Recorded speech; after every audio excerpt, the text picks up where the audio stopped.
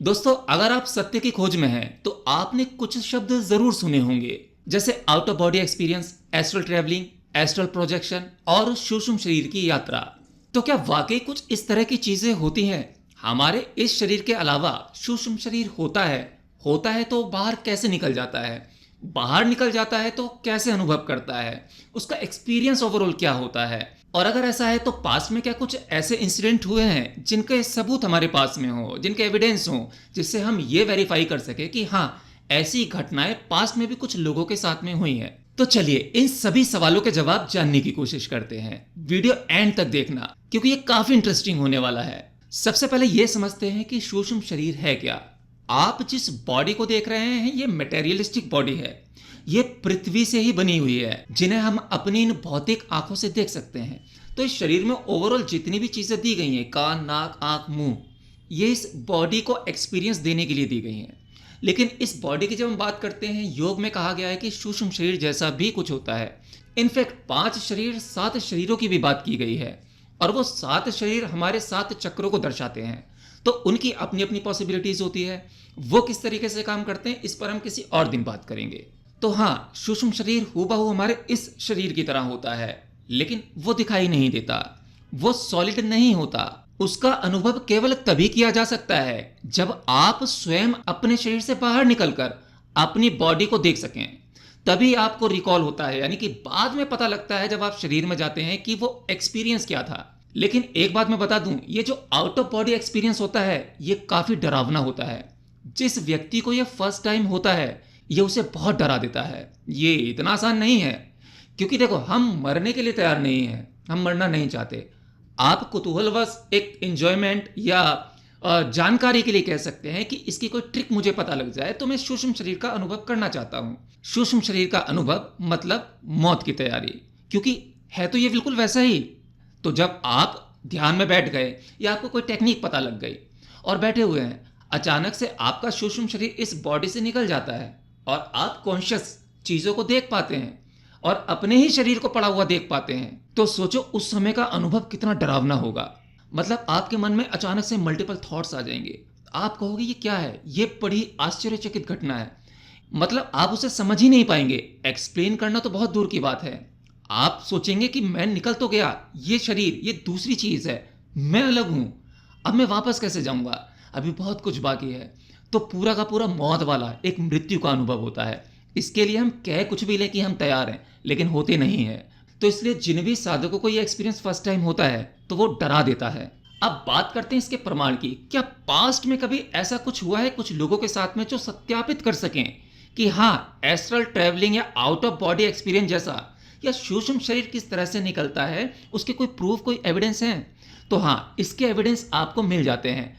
एक बुक है autobiography of a योगी। इस बुक में योगानंद जी ने अपनी लाइफ के रियल एक्सपीरियंसेस को लिखा है, जिसमें वो लिखते हैं कि एक बार लहड़ी महाशय एक ही समय में 2 जगह पर मौजूद थे।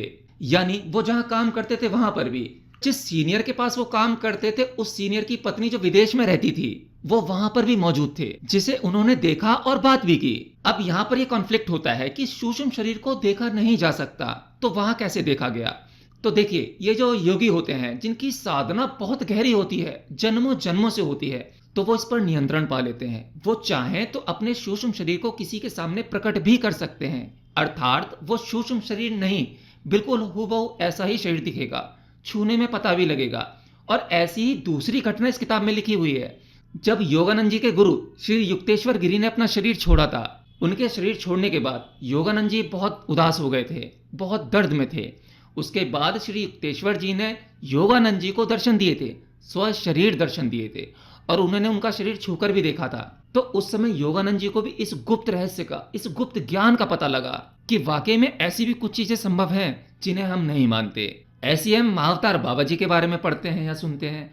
और तो और, अगर आप ओशो को अपने से ज्यादा इंटेलिजेंट मानते हैं, अपने से ज्यादा बुद्धिमान मानते हैं, तो ओशो ने भी एक बार इसका जिक्र किया था कि उनका सूक्ष्म शरीर का एक्सपीरियंस कैसा था, कि जिस तरीके से एक सिल्वर कोट उनके सूक्ष्म शरीर से और इस फिजिकल बॉडी से जुड़ी हुई थी और वो पेड़ पर ध्यान कर रहे थे, उनका शरीर गिर गया था। तो इस घटना का जिक्र खुद ओशो ने किया था। तो ये एग्जाम्पल तो हमने कुछ आध्यात्मिक लोगों से उठाए हैं। लेकिन वहीं कुछ ऐसी भी घटनाएं हैं जो डॉक्यूमेंटेड हैं, लिखी हुई हैं, जहां पर किसी के एक्सीडेंट होने के बाद वो अपने ही शरीर को बाहर से देख पा रहा था, यानी कि उसका सूक्ष्म शरीर किस तरह से बाहर निकलता है, या फिर ओटी में ऑपरेशन के दौरान, सर्जरी के दौरान किस तरीके से कुछ लोगों ने अनुभव किए हैं अपनी मौत का ही, मतलब बॉडी से बाहर निकलने का अनुभव, वो भी डॉक्यूमेंटेड है। अब सवाल ये उठता है कि ध्यान में होने वाले जो एक्सपीरियंसेस होते हैं, या आप आध्यात्मिक के मार्ग पर हो तो वहाँ पर जो भी एक्सपीरियंसेस होते हैं, मेनली हम ध्यान पर आते हैं क्योंकि डीप मेडिटेशन में ही जाकर आपको आउट ऑफ बॉडी एक्सपीरियंस या फिर अन्य लोग या फिर और कुछ आयामों के बारे में जो कुछ इन्फॉर्मेशन मिलती है, जो कुछ जानने को मिलता है, जो अनुभव होते हैं जो इस जगत से थोड़े से डिफरेंट होते हैं। इसीलिए कई बार कुछ साधक हमें पागल भी लगते हैं और ऐसा लगता है कि वो पागल हो गए हैं, अपना दिमागी संतुलन खो चुके हैं, तो उन्होंने कुछ ऐसा अनुभव कर लिया है जिसे हम नहीं कर सके हैं या हमारे लिए बहुत मुश्किल है वो सब कुछ करना। तो उनके लिए एक अलग रियलिटी होती है, ये रियलिटी अलग होती है। असल में ये रियलिटी होती ही नहीं है। तो जब आप सच में एक रियलिटी की तरफ बढ़ते हैं जो वाकई सत्य है, तो वहाँ आपको कुछ अजीब और कुछ अलग अनुभव होते हैं जो आप लिंक नहीं कर पाते इस जगत के साथ में। इसलिए कई बार संतुलन बनाए रखना मुश्किल हो जाता है। लेकिन धीरे धीरे जिस तरीके से आपकी बुद्धि का विकास होता चला जाता है और ये एक्सपीरियंसेस होते रहते हैं, उसके बाद आपको आपकी जो समझ है वो डेवलप होने लगती है, आपके अंदर विवेक जागने लगता है, तो आप इन एक्सपीरियंसेस को संभाल पाते हैं, मतलब इनसे व्याकुल नहीं हो जाते कि हाँ कुछ बहुत ही अलग हो गया है। और तो एनीवे, ध्यान में होने वाले ये सभी अनुभव जो हमें होते हैं, ये होते ही क्यों हैं? डायरेक्ट ध्यान कर रहे हैं, डीप स्टेज में चले जाएं, समाधि लग जाए, सीधे परमात्मा प्राप्त हो जाए या सत्य की प्राप्ति हो जाए, मुक्ति मोक्ष मिल जाए, ये सीधे सीधे क्यों नहीं होता? ये इतना घुमा फिरा कर क्यों जाया जाता है? मतलब इतने सारे मार्ग पर चल के या लंबी यात्रा तय करके ही हम वहां तक क्यों पहुंचते हैं? क्या ये सभी अनुभव जरूरी हैं या इन सभी अनुभवों का हमारे साथ क्या संबंध है? तो देखिए, इसका गहरा संबंध है। आप तब तक उस परम सत्य को स्वीकार नहीं कर सकते जब तक कि आपके लिए जगत सत्य है, ये जगत में होने वाली वस्तुएं, ये चीजें, ये घटनाएं सत्य हैं। जब तक ये सब कुछ सत्य है तब तक आप उस परम सत्य को नहीं जान सकते। वहां का दरवाजा नहीं खुलेगा, वो बंद ही रहेगा। इसलिए सभी अनुभव आपको धीरे धीरे करके जगाने का तरीका है कि धीरे धीरे जागो। अब ये जो आप जी रहे हो ये सत्य नहीं है, कुछ और भी ऐसा एग्जिस्ट करता है जिसे आपको जानना चाहिए, जिसका आपको एक्सपीरियंस करना चाहिए। जब आप उनका अनुभव करते रहते हो तो जैसे जैसे आपके अनुभव स्पिरिचुअलिटी में या ध्यान के जो अनुभव होते हैं वहां आगे बढ़ते चले जाते हो, और ये वाला जगत जिसे हम मिथ्या माया कहते हैं, ये आपके लिए वाकई में मिथ्या माया होने लगता है। अब मैं किसी चीज को मिथ्या बोल दूं, झूठ बोल दूं, तो वो झूठ थोड़ी हो जाता है, राइट? कोई चीज मैं आपसे कहूं कि ये ऐसी ऐसी चीज झूठ है, ऐसा हो ही नहीं सकता, तो मैंने कह दिया इसलिए झूठ है, ऐसा नहीं है। आपको स्वयं उसका एक्सपीरियंस करना होगा। इसी प्रकार से हम कहते हैं जगत मिथ्या है, जगत माया है। नहीं भाई, हमारे लिए नहीं है, क्योंकि अभी तक हमने उसका अनुभव नहीं किया, एक्सपीरियंस नहीं किया है। जब आप उसका एक्सपीरियंस कर लेते हो तभी ये जगत माया या मिथ्या होता है, अन्यथा ये सिर्फ कहने की बातें हैं, नॉलेज बस हमने कहीं से सुनी और दूसरे को चिपका दी, बट अनुभव ना तो आपको है, ना जिसको आपने चिपकाया, जिसको आपने बताया उसको है। तो बस ये कहने सुनने के लिए तो अच्छा है। तो इसलिए जैसे जैसे आप ध्यान में गहरा जाते रहते हैं तो आप अपने मन को और अपने शरीर को अलग महसूस कर पाते हैं, अपने आप को उससे तोड़ कर देख पाते हैं कि मेरी अल्टीमेट रियलिटी कुछ और है, शरीर कुछ और है, इसके अपने काम है, ये कर रहा है, हाँ इसकी मुझे आवश्यकता है, क्योंकि इसमें रहकर मैं अपनी उस यात्रा को पा सकता हूँ, सफल हो सकता हूँ वहाँ पर। तो वो सभी चीज़ें जो हो रही हैं आपके अंदर ध्यान में, जो अनुभव हो रहे हैं, वो आपको बार बार जगाने के लिए हैं। वो ये कहते हैं कि जो तुम्हें सत्य लग रहा है सत्य वो नहीं है, जो मैं दिखा रहा हूं, जो अनुभव अभी हो रहे हैं, ये भी कुछ एग्जिस्ट करता है, हालांकि सत्य वो भी नहीं है। वो केवल आपको इशारा दे रहे हैं कि सब माया, ये भी माया, और उसमें सिद्धियां भी हैं, शक्तियां भी हैं, बहुत सारी चीजें हैं, ऐसी ऐसी चमत्कारिक चीजें हैं जिन्हें किया जा सकता है, और इसके कुछ प्रयोग किए भी गए हैं। तो इसके बहुत सारे एविडेंस हैं। अगर आप इसके बारे में कहोगे तो एक वीडियो में और बना दूंगा।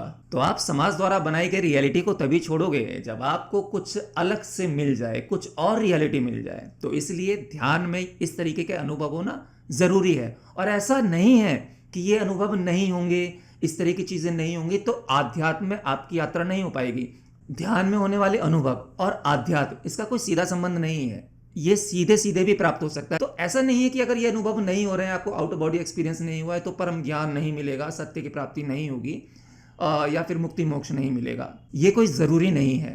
हाँ, हो जाता है आपकी यात्रा में, आप मेडिटेशन कर रहे हैं या सत्य की खोज कर रहे हैं, स्वयं को जानना चाह रहे हैं, ये सभी अनुभव हो जाते हैं उसमें, वो एक अलग बात है, वो बाय प्रोडक्ट है, लेकिन ज़रूरी बिल्कुल नहीं है। हाँ, लेकिन ये अनुभव जिसे भी हो रहे हैं उसकी मनोअवस्था क्या है, उसे इस वाली रियलिटी से बाहर निकालना है, इसलिए उसको तैयार किया जा रहा है कि जो मिलने वाला है, जो सत्य मिलने वाला है, जिससे सामना होगा, उसके लिए तैयार हो। तो वो तैयारी है केवल। अन्यथा ज्यादातर लोग तो बीच में ही फंस जाते हैं, थोड़ी बहुत शक्तियों में, थोड़ी बहुत विद्याओं में जो उन्हें मिल जाती है, और कहते हैं ना कि मैं अब एक सामान्य व्यक्ति जो नहीं कर सकता वो मैं कर सकता हूँ। तो कुछ लोग नहीं, ज्यादातर लोग इसमें फंस जाते हैं और वो यहीं फंसे रहते हैं और आगे नहीं बढ़ पाते, जिसके कारण वो सत्य को प्राप्त करने में या स्वयं की खोज, परमात्मा की खोज या आत्मज्ञान पाने से चूक जाते हैं। अब आउट ऑफ बॉडी का एक एग्जांपल और समझ लेते हैं। जैसे कि जब आप नींद में होते हो, गहरी नींद में सपने देख रहे होते हो, जब कोई व्यक्ति ये कहता है कि आउट ऑफ बॉडी एक्सपीरियंस जैसा कुछ नहीं होता, सूक्ष्म शरीर जैसा कुछ भी नहीं होता, तो यहाँ पर उन्हें मैं एक बात क्लियर कर देना चाहता हूँ। जब आप स्वप्न देख रहे होते हो, आप स्वप्न में मौजूद होते हो, आपके पास एक एनवायरनमेंट होता है, लोग होते हैं और पूरा एक्सपीरियंस कर रहे होते हो। कैसे? जैसे वो बिल्कुल सत्य है। सत्य तो ही लगता है। जब तक आप नींद में हो और उस स्वप्न में हो, तब तक वही रियलिटी है आपके लिए। लेकिन जैसे ही नींद से जागते हो, वो रियलिटी आपके लिए नहीं रहती, आप इस वाली रियलिटी में आ जाते हो, जिसे आप जगत कहते हैं। तो जब तक सपने में थे, ये वाली रियलिटी आपके लिए झूठ थी, जगत वाली, और जब नींद से जागे तो वो स्वप्न हो गया, तब वो झूठ हो गया, वो रियलिटी नहीं रही। अब ये वाली रियलिटी आपके लिए सत्य है। तो यहां पर आपको खुद समझना होगा, सत्य ये कि वो। अब देखो, जब हम बात करते हैं सूक्ष्म शरीर को देखने की, तो वो मतलब क्या अनुभव होता है, तो आप स्वप्न से देख सकते हैं। आप में से कुछ लोगों के साथ में अवश्य ऐसा हुआ होगा कि आप सपने में हो, मतलब गहरी नींद में हो और सपना देख रहे हो, और सपन में जो भी कुछ एक्सपीरियंस कर रहे हो, देखते देखते आपको अचानक से लगता है कि ये स्वप्न है। आप अपने आप को स्वप्न में देख पाते हो, यानी कि कोई व्यक्ति लेटा हुआ है, मैं लेटा हुआ हूं और मैं सपना देख रहा हूं। सपना गहरा होता जा रहा है, सारी चीजें एंजॉय कर रहा हूं, एक्सपीरियंस कर रहा हूं, जो हो रहा है, जो चीजें सपने में हो रही हैं उसका असर इस बॉडी पे ही पड़ता है। घबरा रहा हूं तो घबराहट इस शरीर पर महसूस होती है, पसीना निकलता है, कई बार फिसल कर गिर जाते हैं तो पूरा शरीर हिल जाता है, झटका लगता है। ऐसे में कुछ लोगों के साथ, ज़्यादातर उनके साथ होता है जो साधनाएं करते हैं, मेडिटेशन करते हैं, तो वो सपने में भी बीच में कभी कभी उनका होश जग जाता है, उन्हें ये पता लग जाता है कि ये मैं सपना देख रहा हूँ, और उसे थोड़ी देर के लिए देखते हैं, लेकिन जैसे ही उन्हें पता लगता है कि मैं सपना देख रहा हूँ, वो सपना वहीं टूट जाता है। लेकिन कुछ लोग उस सपने को कंटिन्यू कर सकते हैं और देख सकते हैं कि मैं सपना ही देख रहा हूँ। तो जब आप सपना देख रहे हो और सपने में जो अपना शरीर देख रहे हो, वो क्या है? वो भी तो एक सूक्ष्म शरीर जैसा ही एक्सपीरियंस है, बिल्कुल वैसा ही है। लगभग ये आउट ऑफ बॉडी एक्सपीरियंस जैसा ही होता है। लेकिन आउट ऑफ बॉडी एक्सपीरियंस जब रियलिटी में होता है, तो वो रियलिटी में होने वाला एक्सपीरियंस डरावना होता है, जैसा कि मैंने बताया, क्योंकि वहां पर आपका पूर्ण होश सधा हुआ है। तो इसलिए होश सधा हुआ है तो आप मरने के लिए तैयार नहीं हो उस समय, तो वो एक डर आपको घेर लेता है। अब सूक्ष्म शरीर की क्या कोई लिमिटेशन होती है? आउट ऑफ बॉडी एक्सपीरियंस मतलब क्या, आप कितनी दूर जा सकते हैं? तो ये साधना पर डिपेंड करता है कि आपकी साधना कितनी गहरी है। किसी साधक के साथ शुरुआत में ये एक बार होता है या फिर 2 बार होता है, ये ज़्यादा बार नहीं होता है, लेकिन उसकी साधना पुरानी है और गहरी होती चली जाती है, तो इसकी कोई लिमिट नहीं है। आप इस बॉडी से निकलकर कहीं के भी एक्सपीरियंस, किसी भी आयाम में जा सकते हो, वहाँ कोई लिमिट नहीं है, जितना मैंने पढ़ा है इसके बारे में। तो कुछ इस प्रकार से ये कॉन्सेप्ट होता है सूक्ष्म शरीर का। अब इसमें आप जब रिसर्च करोगे, गूगल करके देखोगे, तो आपको बहुत सारे ऐसे रियल इंसिडेंट मिल जाते हैं जहाँ पर प्रूव होता है कि यस, एस्ट्रल प्रोजेक्शन या आउट ऑफ बॉडी एक्सपीरियंस बिल्कुल सही है। बट कुछ चीज़ें ऐसी हैं ना कि उन्हें प्रूफ करना थोड़ा सा मुश्किल होता है। मगर आप, हो सकता है आपके पास में प्रूफ करने के लिए शब्द नहीं है या तरीके नहीं हैं, लेकिन इसका मतलब ये नहीं कि वो चीज़ झूठ हो। तो वेल एनीवे, आज के लिए इतना ही। मिलते हैं अगले वीडियो में किसी नई जानकारी के साथ। तब तक के लिए जय श्री कृष्ण।